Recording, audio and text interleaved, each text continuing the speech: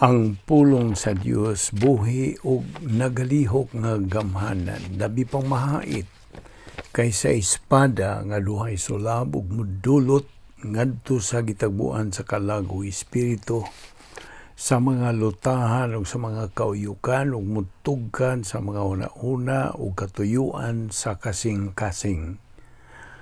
Ang tibuok nga kasulatan gipaginhawa sa Dios ug may kapuslanan alang sa pagpanudlo, alang sa pagmamadlong, alang sa pagpanulid, ug alang sa pagmatuto sa pagkamatarong aron ang tao sa Dios mamahingpit, masinangkapan alang sa tanang maayong buluhaton. Paningkamunti pag-ayo ang imong kaugalingon sa pagpakita sa tubangan sa Dios ingon nga iyang nahimutan. Usa ka magtatrabaho nga dili kinahanglan magakaulaw nga sa hustong paagi magapanudlo sa pulong sa kamatuoran. Diha sa Salmo 90 versikulo 12, teach us how short our lives really are, so that we may be wise. Acts 1:7, Jesus said to them, the Father is the only one who has the authority to decide dates and times. These things are not for you to know. Diha sa Ecclesiastes 8:5-7, whoever obeys the king's command will be safe. A wise person does the right thing at the right time. There is a right time and a right way for everything. Yet people often have many troubles. They do not know what the future holds, and no one can tell them what will happen. Proverbs 23:4-5. Don't wear yourself out trying to get rich. Or don't wear yourself out trying to get rich. Be wise enough to control yourself. Wealth can vanish in the wink of an eye. It can seem to grow wings and fly away like an eagle. Proverbs 12:1. Anyone who loves learning accepts correction, but a person who hates being corrected is stupid. Sa dili pa kita magapadayon sa atong adlaw-adlaw nga pagtuon sa pulong sa Dios, gikinahanglan ang atong naandan nga pagsusi sa atong tagsa-tagsa kakalag kun ana pa may mga sala diha, kay gikinahanglan ato isugid kini mao mga sala nga nabuhat nato ning adlaw aron dili kini mahimong babag sa atong pagtuon sa pulong sa Dios. Busa atong gamiton karon ang rebound technique, ang atong pagbalik ngadto sa atong pagkikamitay sa Dios o nga kita mapunan sa Espiritu Santo sa diha nga atong isugid ang tanan natong mga sala nga atong nabuhat nining adlaw. If we confess our sins, God is faithful and just to forgive us our sins and to cleanse us from all unrighteousness. 1 John 1:9. Kapanalang kanimo dili pa magtutuo, you are still unsaved. Ang imong buhaton dili ang pagsugid sa imong mga sala, kundi ang imong pagtuo kang Ginoong Hesukristo ingon nga imong personal nga manluluwas. Believe on the Lord Jesus Christ and you will be saved. Acts 16:31. Busa, sa hilom magampo kita, agig pangandam.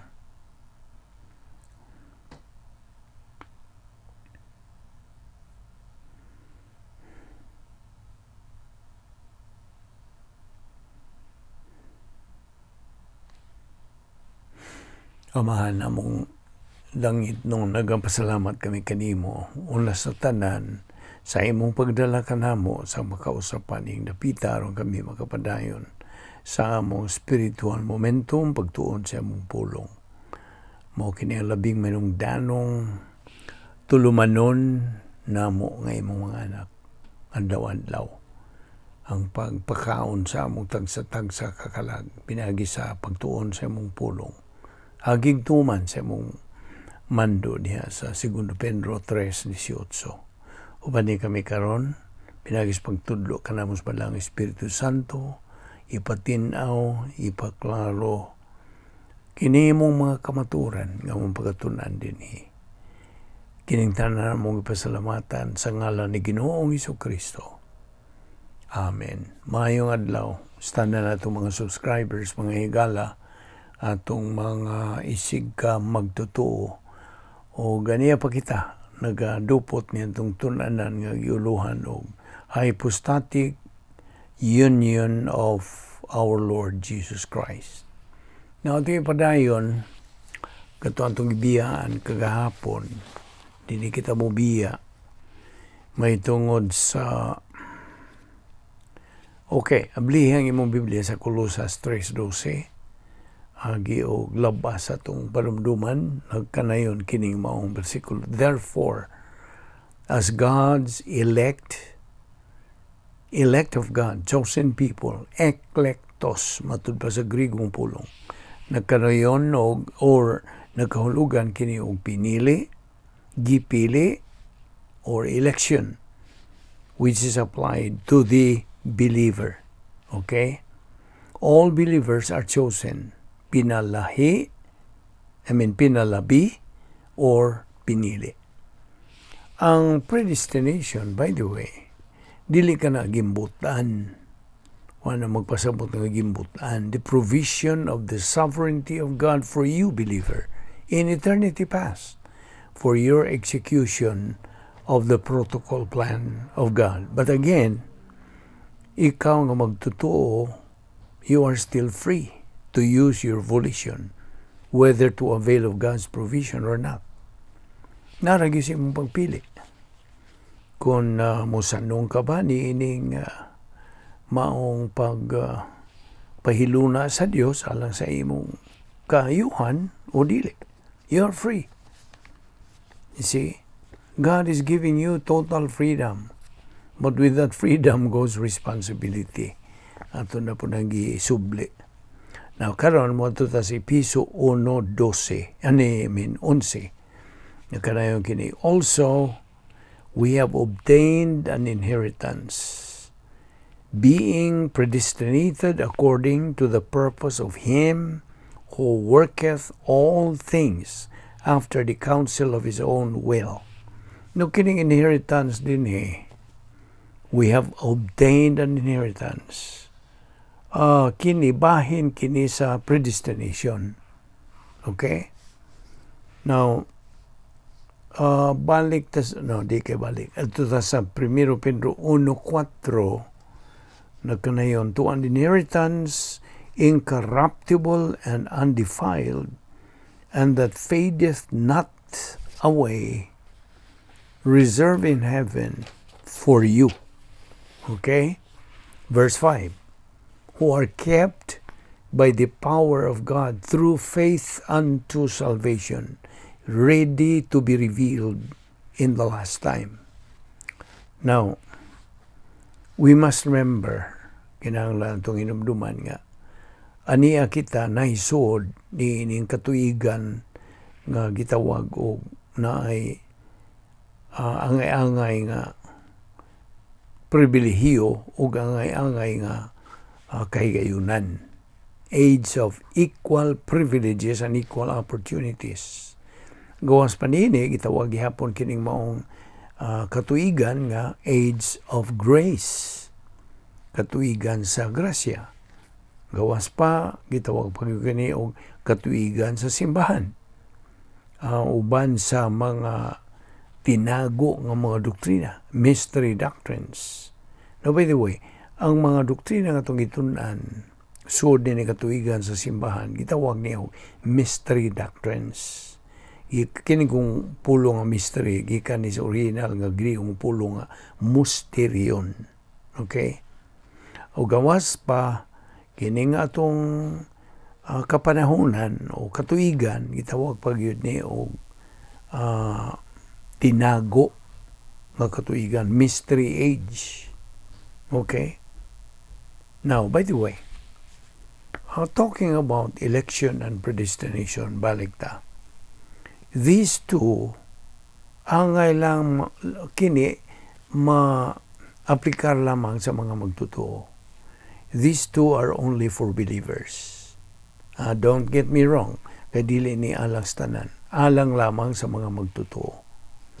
Now, you see, ang Diyos nasayod na in eternity past, nasayra na niya kinsa ang mudawat o mosalikway sa kaluwasan. 1 Timothy 2:4, God desires all men to be saved. Kabuton kana sa Dios. Ng tanan unta maluwas. You see, mo nang balik ta niya itong sige pangutana. Sagad ba ng mga pangutana? Nganong naa may muadto sa impyerno? O nganong naa may maimpyerno ng mga tao?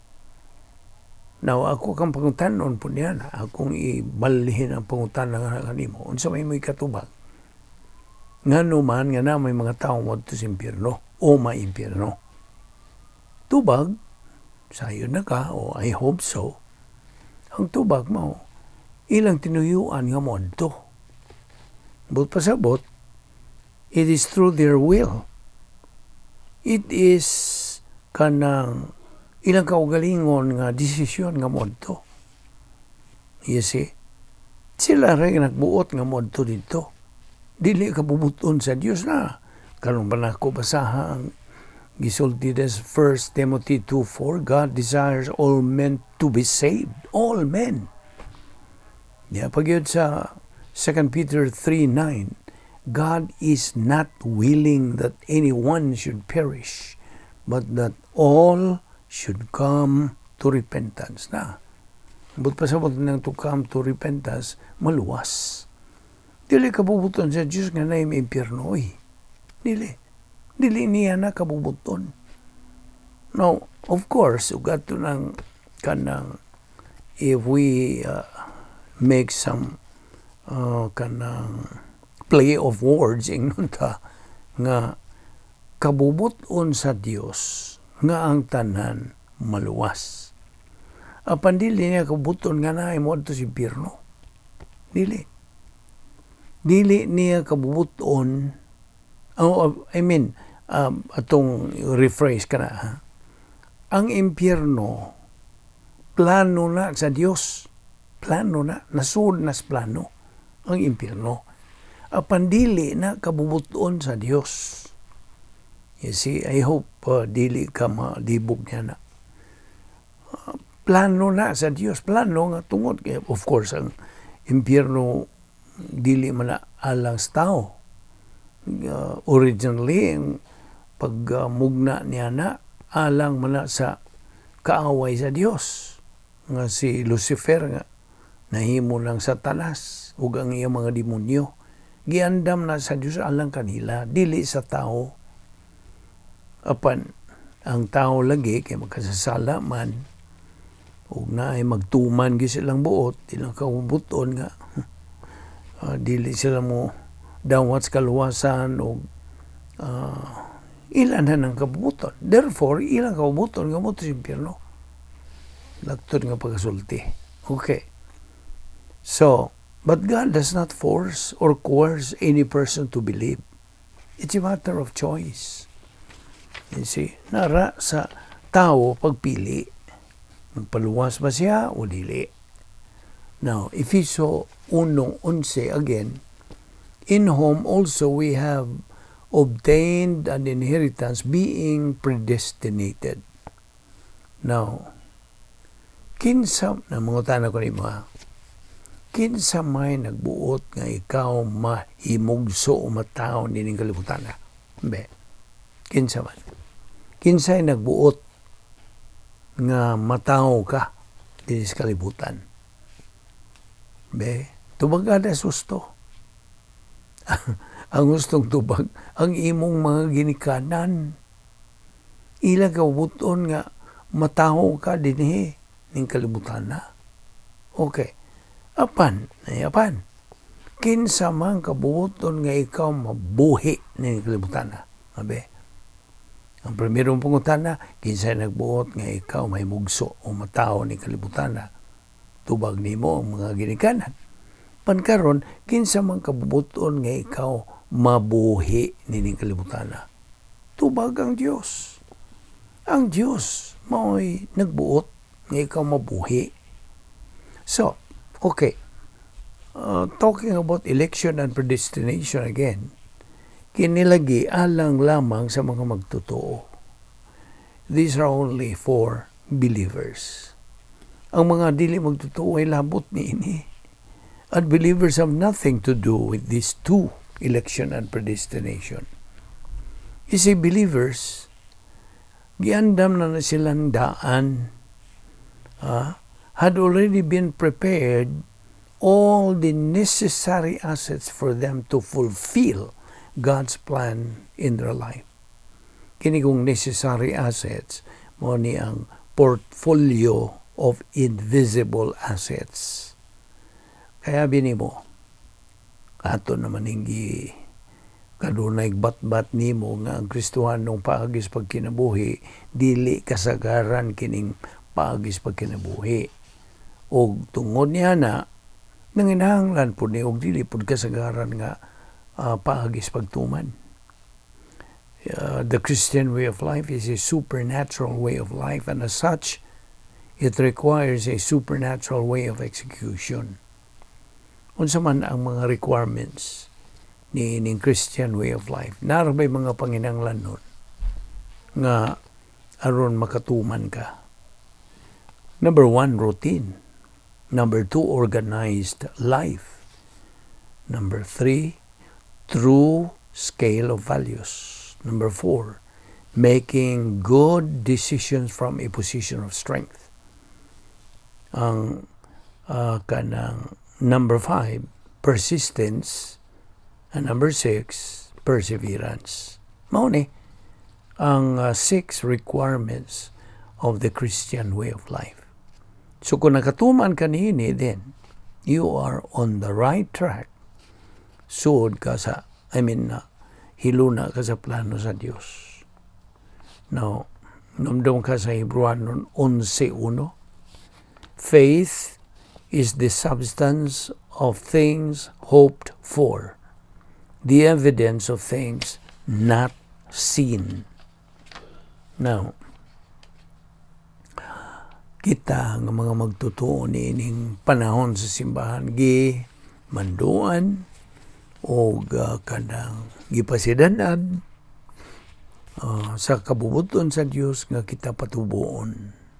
Meaning nga atong kalag patubuon diha sa grasya o kahibalo sa atong Ginoo o manluluwas nga si Ginoong Jesucristo. Grow in grace and in the knowledge of our Lord and Savior Jesus Christ. I hope you have not forgotten that. I hope you will never forget it. 2 Peter 3:18.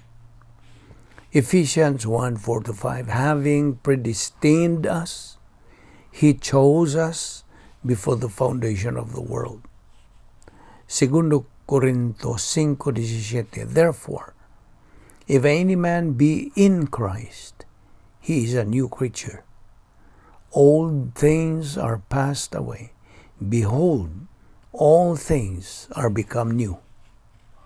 Romans 8:28. God works all things together for good. Now, do not say, why did God let this happen to me? Ayaw yun. Kimuingon kanyan ha. Imong gibasol ng Diyos.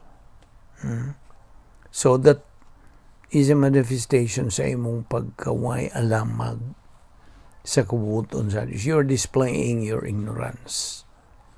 So never say that. As a believer, ayaw yun. Kung na ay mga bisan ginagmay nga mga kanang pagpiit ba, ay mga tolerance kinabuhi, mga munhaps kinabuhi, mudayon kag basol sa ngano maning gitugot mangguni sa Dios kanako nani ginagmay nimo mga giantos, you see. No. We have no right to do that. Kaya binimo, consequence will be good when you make a right decision. Sto? Na mo na. Di man na. Mo man isunod sa prinsipyo nga what you sow is what you reap. Unsa nga niya mong ipugas, maupoy imong anihon. Na mo na. The technical word for this consequence is the law of volitional responsibility. Ako ni Gibidisaya nga balaod ni sa tulubagon sa kabubuton. Man is a product of his decision. But John 1:12 says, as many as received him, to them gave he the power to become the sons of God. Now, 1 John 3:1 nagkanayon, behold, what manner of love the Father hath bestowed upon us, that we should be called the sons of God. Therefore, the world knoweth us not, because it knew him not. Now, of course, kinahanglan mo una kining God emphasis kaysa people emphasis. Okay, kasabot ka? God emphasis must take precedence over people emphasis. God's love for the believer is unsay porma, ang atong gugma. Ang gugma sa Dios alang sa magtotoo is vertical. Man's love for his fellow man is horizontal. Now, of course, we can say also God's love, a believer's love for God is vertical. Man's love for his fellow man is horizontal. So, ayun na nagkalimti kaning Colossus 3:12, eklektos, elected, predestined. Ephesians 1:4 and 5, having predestined us, He chose us before the foundation of the world. So, as a believer, ingon nga magtotoo, make use of your time. Ang bote pasabot, you have to redeem the time because the days are onsa evil.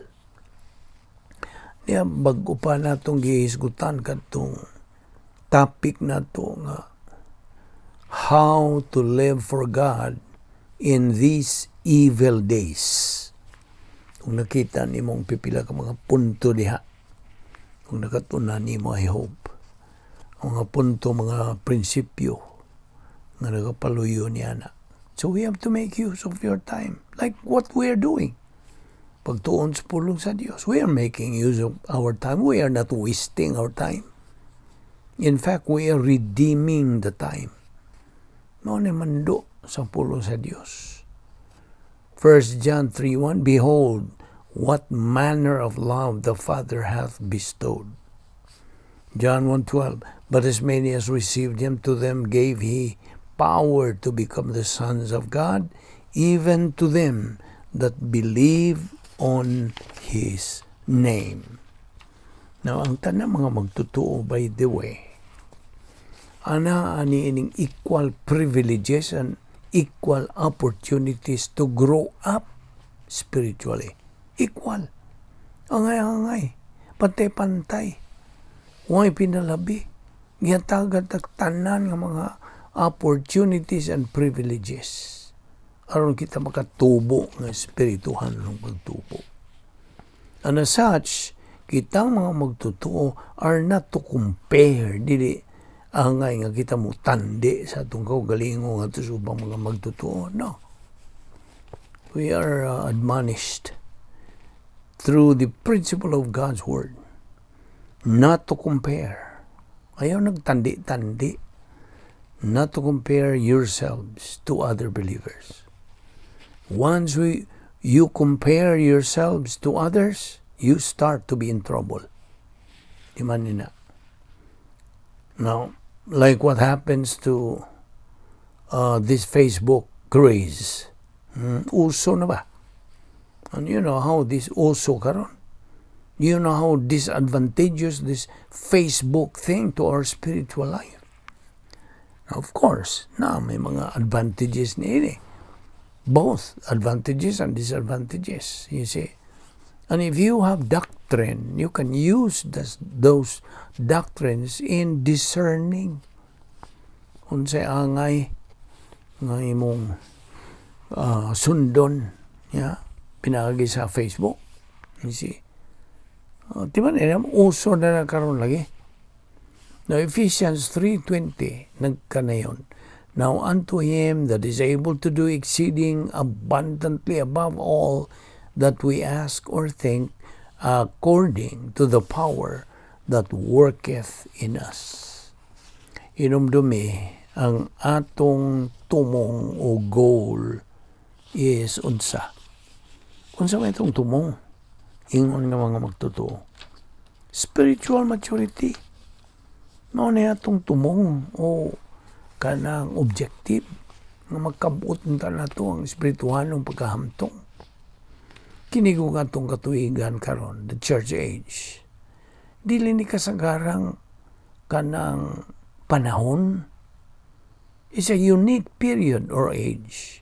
Matawag ang iyon mo, equal privileges and equal opportunities. Kinigong panahon nga itong nasod din yung mga kapanahonan, kita mga magtotoo.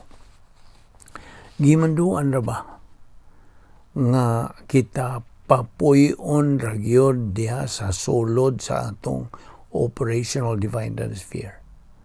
The means of fulfilling the protocol plan of God.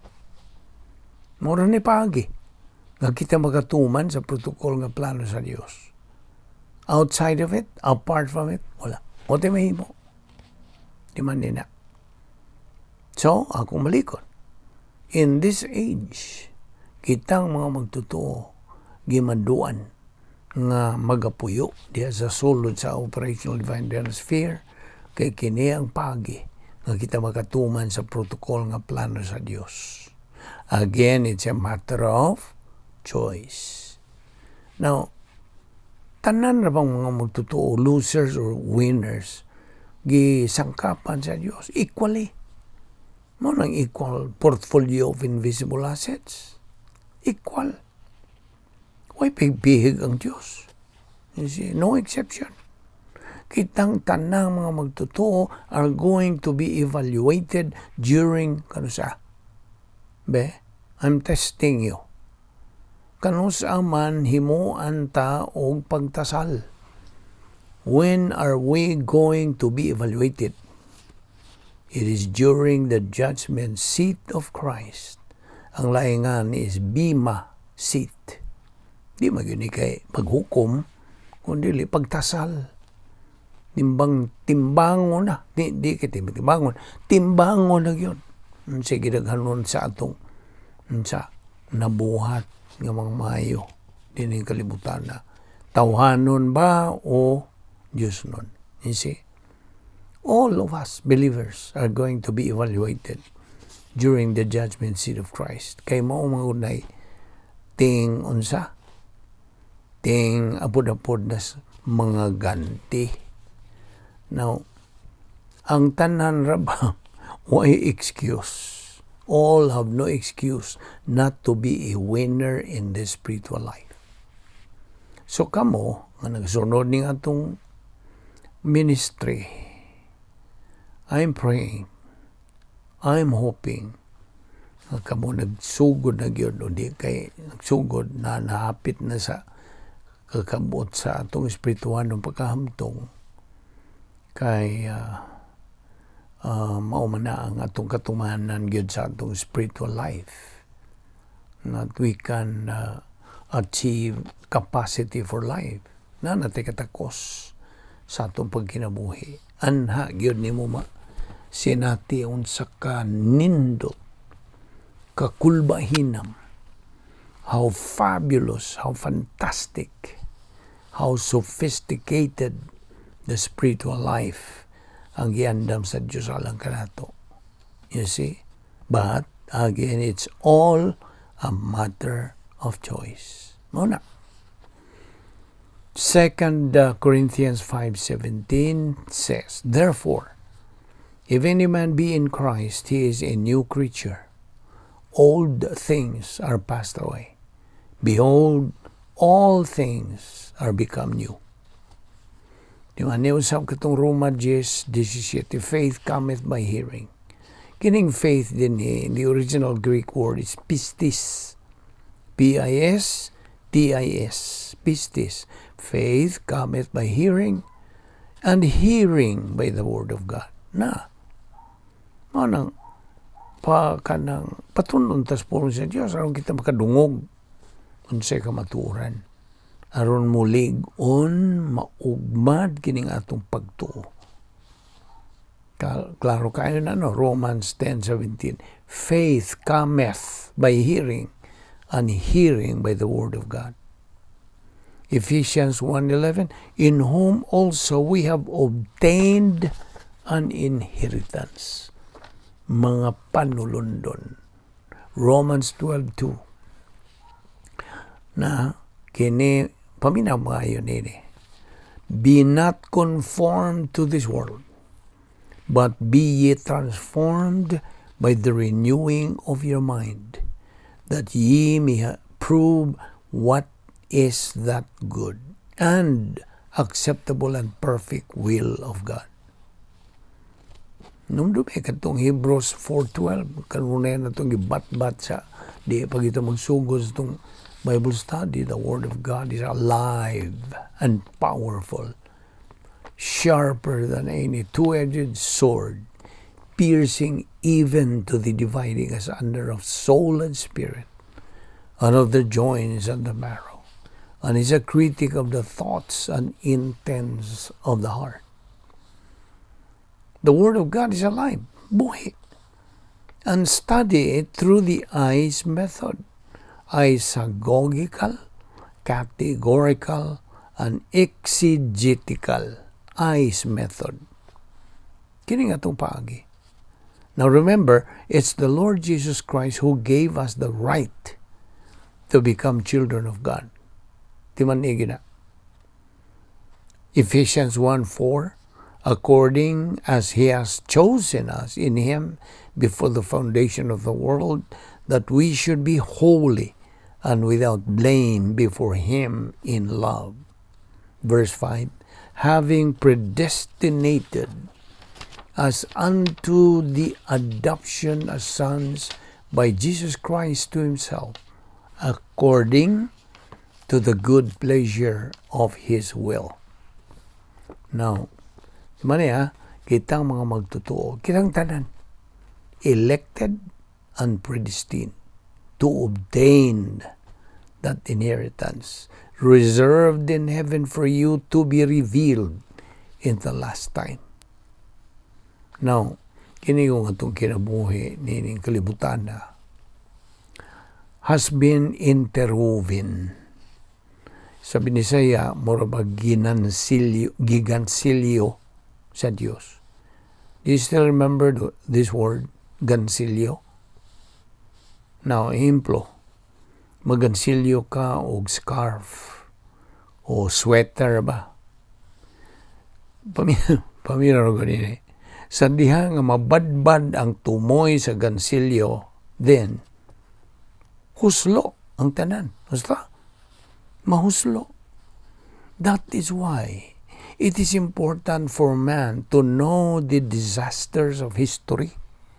The will of God is objectively designed all for His own glory. Tanan, alang sa iyang kabulanan. Inumdumi nga ang Diyos hingpit. God is perfect. God is perfect satisfaction in all of His being God. Ang iyang kabuton, ang iyang kanang tumong, His objective, ang iyang plano, ang iyang tuyo, are all perfect. Diman nila. Colossians 3:12 again, so as those chosen, elected.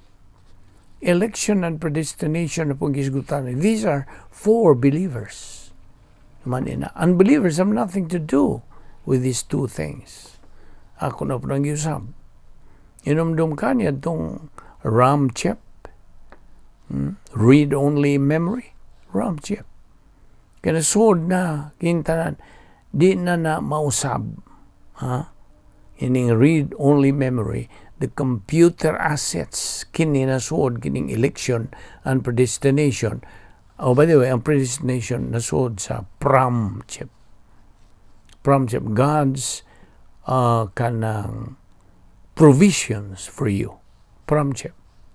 Programmable. You see? Kini yung election or predestination, they are reserved in heaven for you, believer, to be revealed in the last time. So, di man itong Episo 1:3, spiritual blessings. Ng spirituhanon nga mga panalangin. Ephesians 1:11, also we have obtained our inheritance. Dinihuna kita mohonong o ganito ipadayon kini sa sunod nga panahon. I guess we can finish this topic by next meeting. So, magampo ta. Bala na mo nga Diyos, nagpasalamat kami kanimo sa imong pagkamantinumanon sa imong mga saan. Yes, we love your word. Muna nga sigihan na mo pagtuon sa imong kamatuoran. Aron kami makakabot gayod sa among tumong nga espirituhan ng pagkahamtong nga di na kami katako sa pagkinabuhi, katako sa pagdawat sa mga panalangin, katako sa paghigugma, o katako sa among pagkinabuhi. Samtang niya pa kami niining walog sa mga luha. Ikaw man lamang among giagad o Diyos, pinagi sa among grasya. Salamat. Nining among pagkig-ambitay kanimo sa among mga pulong nining adlaw. Salamat sa pagtudlo ka na mo sa balang Espiritu Santo inaut. Imo kaming dadon din ni ugma aron kami makapadayon ni ining among spiritual momentum. Salamat ni among Bible study pinagi sa YouTube sa Vic Balbido Evangelistic Ministry. Kining tanan among gipasalamatan sa ngalan ni Ginoong Hesukristo. Amen.